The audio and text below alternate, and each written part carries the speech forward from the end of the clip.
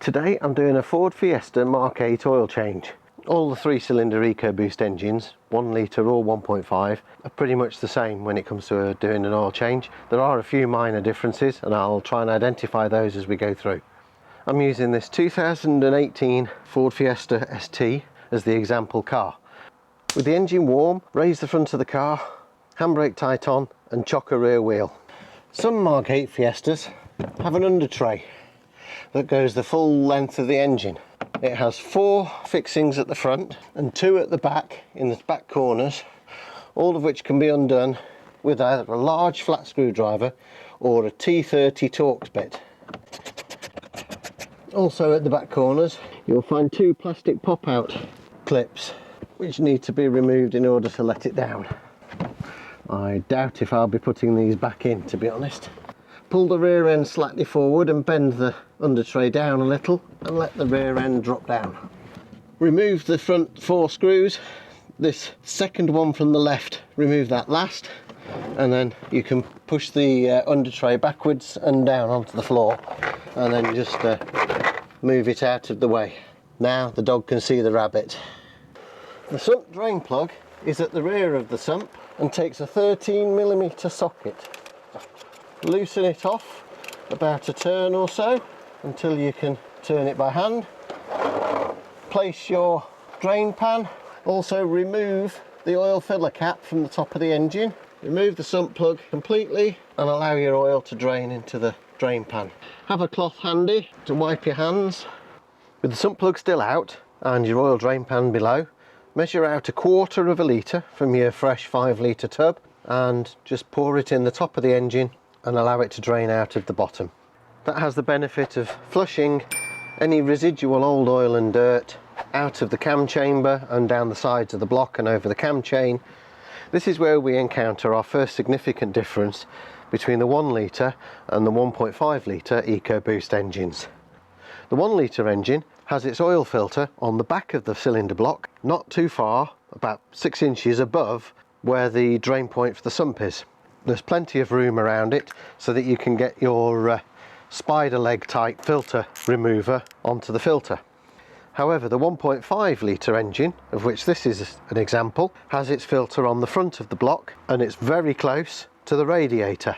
I'll show you that in a moment, but what that means is that you can't get in with this type of remover, so you'll need to use a strap type or chain type remover, similar to what I'm showing you on the screen now.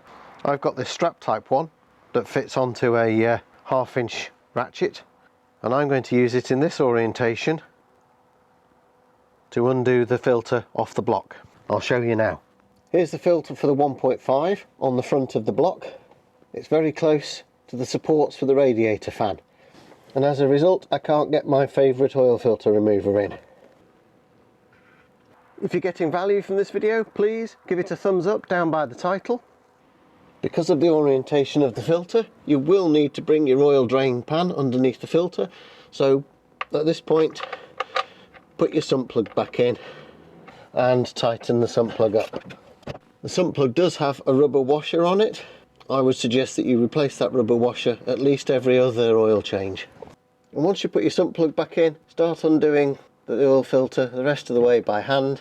Keep your hands out of the way from here and allow the oil to drip into your catch can. Bring it down and face it downwards. Now there's clever. I didn't know, but it must have some kind of valve system inside that prevents the oil draining out when you take the filter off. Thank you, Henry. Top tip, when you take the filter off, make sure that the gasket comes with it. If that gasket gets left behind on this face and you put the new filter on, you can end up double gasketed, and then as soon as the engine builds up oil pressure when you start it up, it'll just blow through one of the gaskets.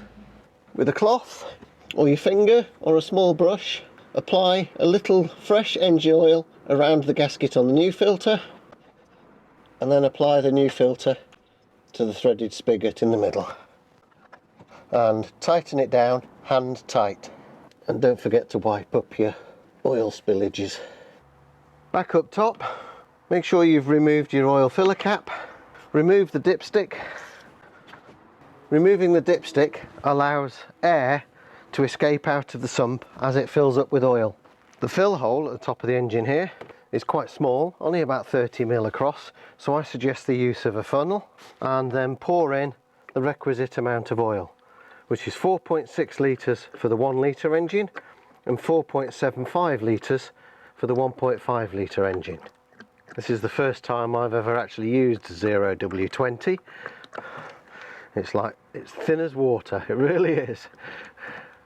I'll put a link to some universal funnels in the description. Check the condition of the O-ring on the cap. If there's any doubt over the condition, have it replaced. Put your cap back, followed by the dipstick. Make sure to push it fully home. You can now start up the engine and don't rev it and let it run for about a minute. Don't forget, of course, to reset the oil condition indicator on the dash. Using the OK button, toggle up or down until you see settings on the display screen. Then press the menu button. Highlight information and press the OK button. Toggle to oil life and press the OK button again. Toggle to highlight reset oil life and press and hold the OK button for 2 to 3 seconds. The oil life is now reset to 100%. Return the under tray in the exact opposite way to the way you got it off. If you got value from this video, please consider supporting the channel, and I shall see you next time.